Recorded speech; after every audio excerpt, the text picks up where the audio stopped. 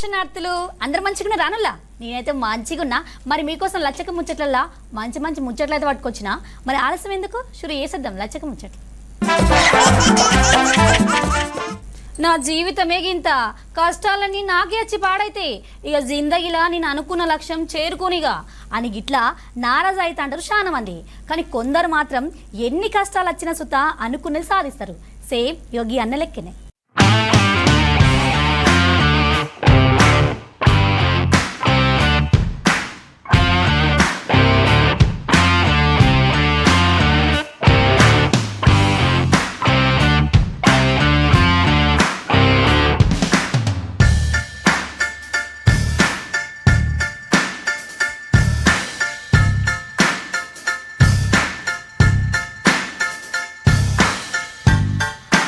అయ్యా వాళ్ళు వ్యవసాయం చేసుకుంటా పడుతున్న కష్టాన్ని చూసి సర్కారు కొలు ఒట్టుడే లక్ష్యంగా పెట్టుకున్నాడు గీ అన్న. చదువుకోవడానికి చక్కగా సవలతులు లేకపోయినా సుత ఆర్థిక కష్టాలు వెంటాడినా కూడా వెనకాడు వేయలే. ఒక దిక్కు కుటుంబానికి ఆసరగా ఉండుకుంటూనే లక్ష్యం మీద గురి పెట్టిండు. ఒకటి కాదు రెండు కాదు 5 సర్కారు కొలువు కొట్టి వారే వానిపించుకున్నాడు.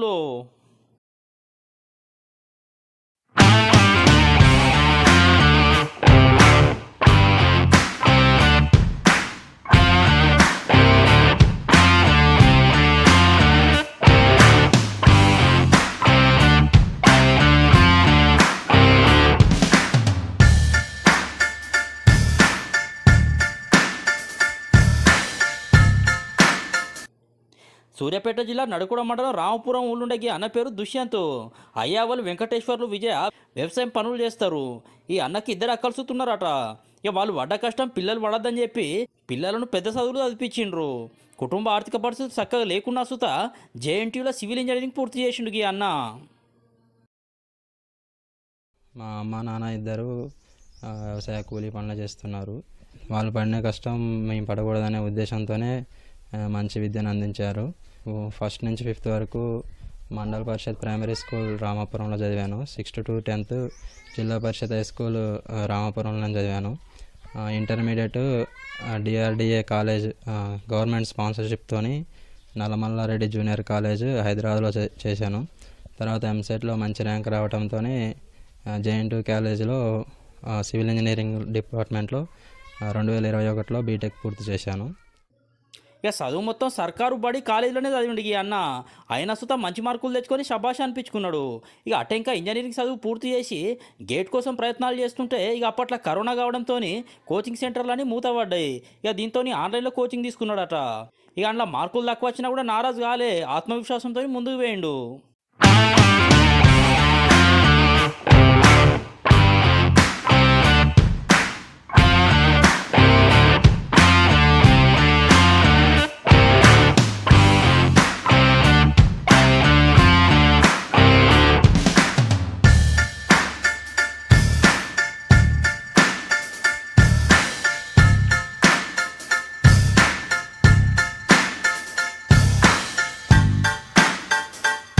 కొలువులకు నోటిఫికేషన్లు వస్తాయని ఎరికైనాక హైదరాబాద్ పోయి చదువు మీదనే శ్రద్ధ పెట్టిండట. ఈ ఒక దిక్కు ఆర్థిక పరిస్థితులు, ఇంకో దిక్కు ఆరోగ్యం కూడా చక్కగా ఉండకపోవడంతో మళ్ళీ ఇంటికానికే వచ్చి ఇంటికానే చదువుడు మొదలు పెట్టిండు. కోచింగ్ కోసమని సోషల్ మీడియాను సుధా బాగానే వాడిండు. ఇక ఆయనే బుక్కులు తయారు చేసుకొని పోటీ పరీక్షల కోసం చదువుకున్నాడట. ఇప్పుడు 2021లో బీటెక్ ఫైనల్ ఇయర్లో ఉన్నప్పుడు గేట్ ఎగ్జామ్ కోసమని ఆన్లైన్లో కరోనా వచ్చిన సమయంలో ఇంటి దగ్గరనే ఉండి కోచింగ్ తీసుకోవటం, ఆన్లైన్లో కోర్స్ తీసుకున్నాను. గేట్ రాశానులే కానీ గేట్ ఎక్కువ మార్క్స్ రాకపోవడంతో ఎంటెక్లో జాయిన్ కాలేకపోయాను. తర్వాత 2022లో ఒకేసారి చాలా నోటిఫికేషన్స్ ఇస్తామని అనౌన్స్ చేయగానే అప్పుడు హైదరాబాద్ వెళ్ళాను. హైదరాబాద్ వెళ్ళి 3-4 months ఉన్నాను. 3-4 months ఉన్నాక మా తల్లిదండ్రులు ఇద్దరు కూలీ పని చేయడం వల్ల వాళ్ళు రోజు మొత్తం పోయినా 300-400 సంపాదించేవాళ్ళు. సో దాంతో ఇల్లు గడవడము, మళ్ళీ నేను హైదరాబాద్లో ఉండి నాకు హాస్టల్ ఫీజు కట్టడము, అక్కడ స్టడీ హాల్ ఫీజు కట్టడము, ఇవన్నీ చాలా ఇబ్బంది అయినవి. మళ్ళీ బుక్స్ కొనుక్కోవడానికి కూడా చాలా ఇబ్బంది అయినవి. ఇవన్నీ గమనించి ఎక్కువ కోచింగ్ కూడా ఎక్కడ తీసుకోలేదు. ఆర్థిక భారం ఎక్కువ అయిద్దని చెప్పేసి సొంతంగా ప్రిపేర్ కావడానికే ఎక్కువ మొగ్గు చూపాను. సొంతంగానే అయిపోయింది. ఆన్లైన్లో కోర్సులు తీసుకున్నాను. ఆఫ్లైన్లో అయితే ఫీజు ఎక్కువ ఉంటుందని ఈ ఆర్థిక భారం నుంచి తప్పించుకోవడానికి ఆన్లైన్లో కోర్సులు తీసుకొని పీడిఎఫ్లు అవి యూట్యూబ్ ఛానల్స్, టెలిగ్రామ్ ఛానల్స్లో కొన్ని పీడిఎఫ్లు చూసి బుక్స్ కొనుక్కోకుండా ఆ పీడిఎఫ్ చూసి చదువుకోవడం జరిగినది. పట్టుదలతో చదివిన ఈ అన్న ఈ నడుమ సర్కార్ విడుదల చేసిన సర్కారు కొలుపుల ఫలితాలల్లో టీఎస్పీఎస్సీ జనరల్ ర్యాంకు జాబితాల పాలిటెక్నిక్ లెక్చరర్ లెక్క, అట్లనే ఇంజనీరు, గ్రూప్ 4 అసిస్టెంట్ ఇంజనీరు, అట్లనే ఫైర్ కానిస్టేబుల్ ఇట్లా 5 సర్కారు కొలువులు కొట్టిండట.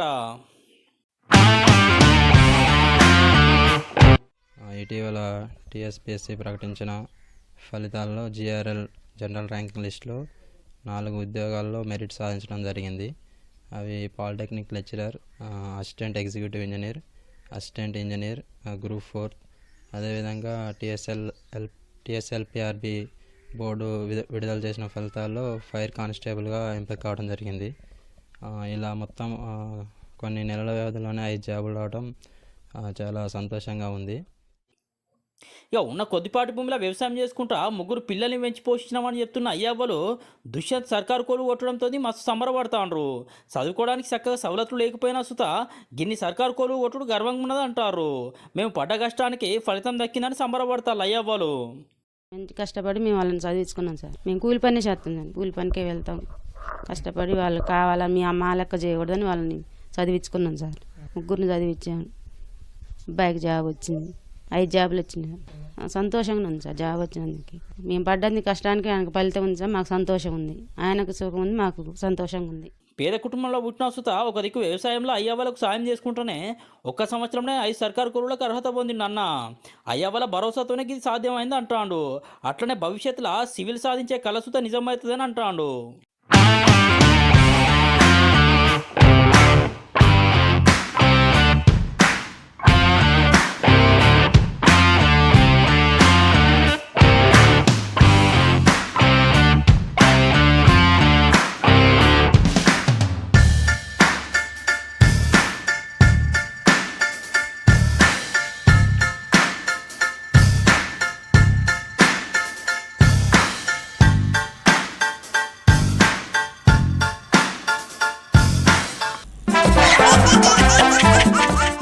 ఒక్కొక్కరికి ఒక్కో ప్రతిభ ఉంటుంది.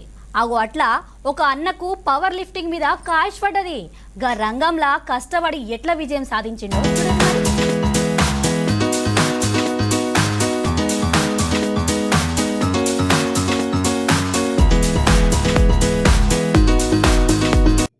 చూస్తాలు కదా, జిమ్లో ఎక్సర్సైజ్ చేస్తున్న ఈ అన్నకు చిన్నప్పటి సందే వ్యాయామం చేసుడు, అట్లనే తీరు ఆటలాడు అలవాటట.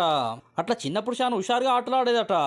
ఈ నడుమ చైనాలో జరిగిన పవర్ లిఫ్టింగ్ పోటీలల్లో బంగారు పథకాన్ని సాధించిండు.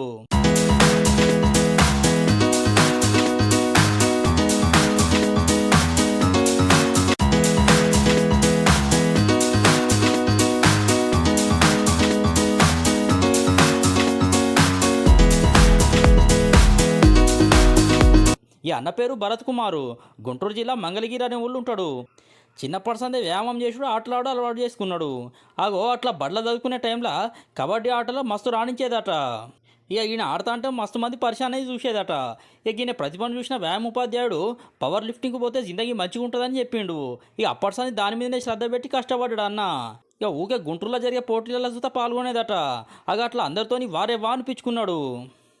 కానీ ప్రతిభతోని విజయవాడలో ఉన్న కేబిఎన్ కాలేజీలో సీటు సాధించిండు ఫ్రీగానే. అయితే మొదట్లో కొన్ని ఇబ్బందులు వచ్చిన సుత అండర్-19 పోటీలలో స్వర్ణం సాధించడంతో విశ్వాసం పెరిగింది.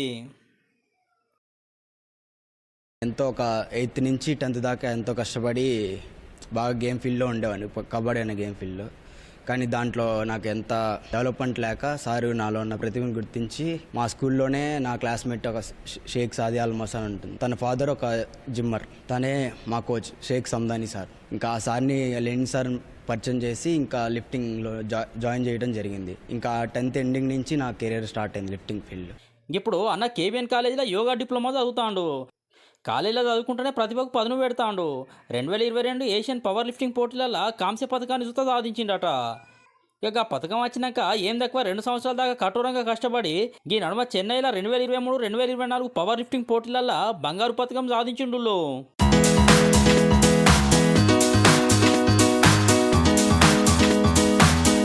అయిపోయినాక ఇక చంద్రశేఖర్ సార్ ఆ సార్ వల్ల నేను కేబిఎన్లో జాయిన్ అవ్వటం జరిగింది, ఆ సార్ ప్రపోజల్తో. ఇంకా సార్ నాకు నేషనల్ మెడల్స్ ఉండటం వల్ల నాకు ఈ స్కూల్లో కూడా ఫ్రీ సీట్ వచ్చింది. 3 years నేను ఫ్రీగానే ఇక్కడ స్టడీ చేశాను. ఇంకా సెకండ్ ఇయర్లో ఉన్నప్పుడు నాకు టర్కీకి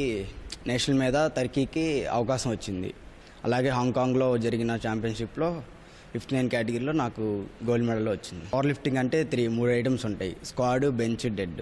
స్క్వాడ్లో గోల్డ్ వచ్చింది, బెంచ్లో కూడా గోల్డ్, డెడ్ లిఫ్ట్లో గోల్డ్. అండ్ దీన్ని 3 క్యాలిక్యులేషన్ చేసుకొని ఓవరాల్గా ఇస్తారు. ఓవరాల్గా కూడా గోల్డ్ వచ్చింది. ఇక ఏడాది జరిగే ప్రపంచ ఛాంపియన్ పోటీలలో పథకం సాధించడే లక్ష్యంగా పెట్టుకొని సాధన చేస్తాడు ఈ అన్న.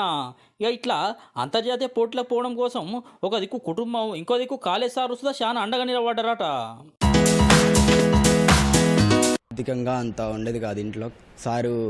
సార్కి వచ్చి ఇలా హేమచంద్ర సార్కి వచ్చి ఇలా చెప్పాను, సార్ ఇలా ఎంత ఖర్చు అవుతుంది, నాకు ఇలా అవకాశం వచ్చింది, వెళ్దాం అనుకుంటున్నానంటే సార్ బయట అంతా ట్రై చేశారు. కాలేజీలో అడగలేదు సార్, ఫస్ట్ బయట అంతా ట్రై చేసి ఇంకా లాస్ట్కి సెక్రటరీ సార్ దగ్గరికి వచ్చి అడిగితే, ఫస్ట్ వచ్చి మమ్మల్ని అడగచ్చు కదా, మమ్మల్ని అడిగితే ఇంత లేట్ చేసేందుకు, లాస్ట్ మినిట్లో అడిగితే సార్ అప్పటికప్పుడు ఎంకరేజ్ చేసి ఇంకప్పటికప్పుడు సార్ 2.5 lakh ఇచ్చి పంపించారు.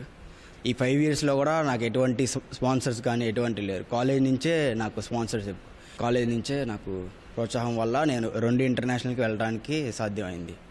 పవర్ లిఫ్టింగ్ పోటీలు అంటే మామూలు ముచ్చట కాదు, పెయ్యి మొత్తం బ్యాలెన్సింగ్ చేసుకోవాలన్నట. దీనికోసం సాధన చేయాలి అని చెప్తాడు అన్నకు నేర్పిస్తున్న సారు. ఇక కొన్ని కారణాలతోని భరత్ కుమార్ అన్న బంగారు పథకాన్ని సాధించలేదట అప్పట్లో.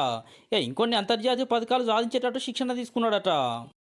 వెయిట్ కేటగిరీలో జరిగేటటువంటి ఈ యొక్క ఇబ్బందులు, అక్కడికి వెళ్ళాక ఒక 1/2 kg తగ్గినా కూడాను ఆ కేటగిరీ మారిపోయి ఇతనికన్నా ఎక్కువ చేసేటువంటి పోటీని గట్టిగా ఎదుర్కోవాల్సినటువంటి పరిస్థితి ఏర్పడుతుంది. అందుకోసం మేము చాలా జాగ్రత్తలు, రోజువారీ అతనితో కాంటాక్ట్లో ఉండి నీ వెయిట్ అది జాగ్రత్తగా చూసుకున్నాను అని చెప్పేసి అనేటప్పటికి కొంచెం అక్కడికి వెళ్ళాక మాకు తెలిసింది ఏంటంటే ఈయన కేటగిరీలో బాగా కాంపిటీషన్ రావడం జరుగుతుంది.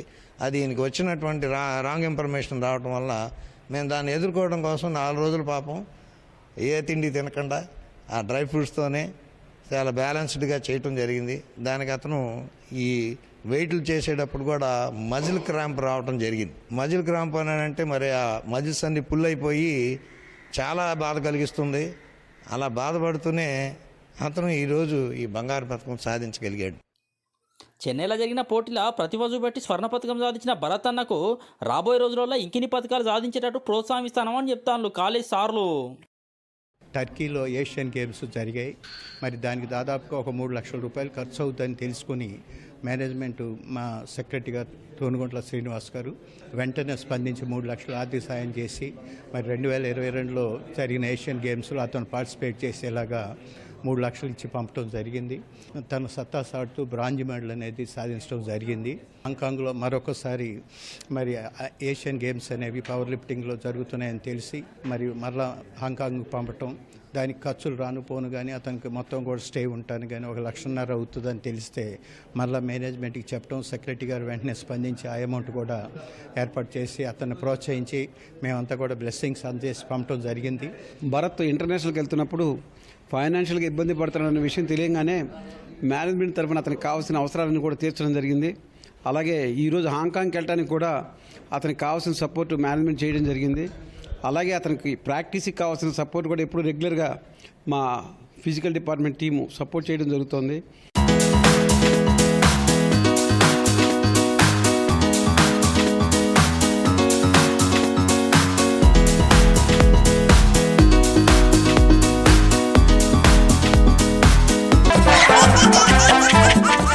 కేంద్ర మంత్రి బీజేపీ రాష్ట్ర అధ్యక్షుడు కిషన్ రెడ్డి అన్న కాంగ్రెస్ సర్కార్ మీద గారమైండు.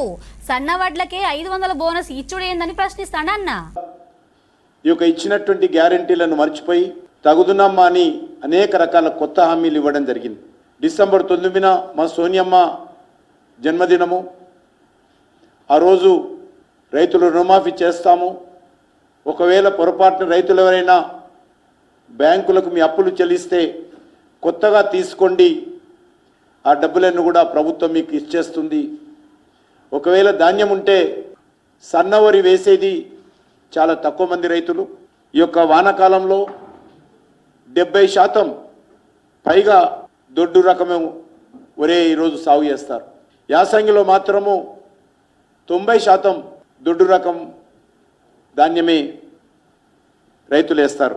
మరి అటువంటిది ఈరోజు మేము వాళ్ళకి ఇవ్వము, మేము సన్న వడ్లకే ఇస్తాము అని ఈరోజు ఇచ్చిన హామీల నుంచి తప్పించుకునేటువంటి ప్రయత్నం, రైతులకు వెన్నుపోటు పొడిచేటువంటి ప్రయత్నం కాంగ్రెస్ పార్టీ ప్రభుత్వం చేస్తూ ఉంది. ఒక దిక్కు కేంద్ర ప్రభుత్వము మీరు ఎంత సరఫరా చేసినా దొడ్డు బియ్యం కొనడం కోసము కేంద్ర ప్రభుత్వం సిద్ధంగా ఉంది. కేంద్ర ప్రభుత్వము బియ్యం కొనడానికి సిద్ధంగా ఉన్నప్పుడు మీకు వచ్చినటువంటి బాధ ఏంటి అని అడుగుతా ఉన్నాను, మీకు వచ్చినటువంటి నష్టం ఏంటి అని అడుగుతా ఉన్నాను. మీ రాష్ట్ర అవసరాలకు కావాలంటే అదనంగా సన్నబియ్యం సేకరించండి, కానీ కేంద్రము కొంటానన్నటువంటి ఎంఎస్పి ప్రకారము మరి మీరు బోనస్ ఇచ్చి దొడ్డు రకం వరం కొనడానికి ఈ ప్రభుత్వానికి వచ్చినటువంటి ఇబ్బంది ఏందో ఈరోజు ఇచ్చినటువంటి హామీ నుంచి పక్కకు జరగడం తప్ప ఇందులో మరో కారణం కనిపించడం లేదు. ఈ యొక్క మోసం చేయడం తప్ప ఇంకో సమస్య లేదని సందర్భంగా మనవిస్తున్నాను. చూసిలానుల్లా గివ్వి మరి ఎట్లా లచ్చక ముచ్చట్లు, ఇంకొన్ని ముచ్చట్లతో మళ్ళీ కలుస్తా. అంతరుకుంటా మరి.